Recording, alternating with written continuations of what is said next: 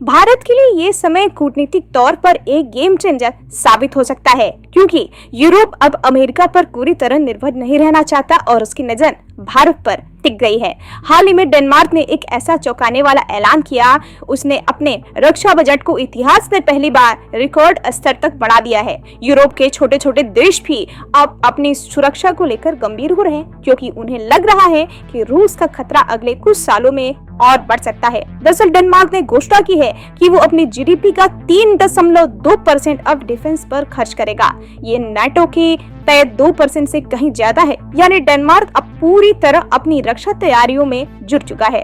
अब सवाल ये उठता है कि डेनमार्क को अचानक इतनी बड़ी रक्षा तैयारियों की जरूरत क्यों पड़ी। दरअसल इसकी दो वजह है। पहली, यूरोप की खुफिया एजेंसियां मान रही हैं कि यूक्रेन युद्ध खत्म होते ही रूस और आक्रामक हो सकता है। दूसरी, अमेरिका अब यूरोप की रक्षा पर उतना ज्यादा ध्यान नहीं देना चाहता। ट्रंप ने साफ कर दिया था कि यूरोप को अपनी सुरक्षा खुद करनी होगी। अब बात करते हैं भारत की। अगर डेनमार्क और दूसरे यूरोपीय देश अपने रक्षा बजट को बढ़ाते हैं तो ये भारत के लिए एक बड़ा अवसर होगा। क्यों? दरअसल यूरोपीय यूनियन के 28 देश हैं, लेकिन हर देश के पास फ्रांस और जर्मनी जैसे एडवांस हथियार नहीं है। यानी ये देश अब दूसरे डिफेंस सप्लायर्स की तरफ देख रहे हैं और भारत उनके लिए एक परफेक्ट विकल्प बन सकता है। रूस पर यूरोप की निर्भरता खत्म हो सकती है, लेकिन अमेरिका और यूरोप के बीच भी तनाव बढ़ रहा है। ऐसे में यूरोप को अपने लिए एक नया भरोसेमंद डिफेंस पार्टनर चाहिए और भारत इस स्पेस को भर सकता है। अब सवाल यह है कि भारत क्या बनेगा नया अमेरिका।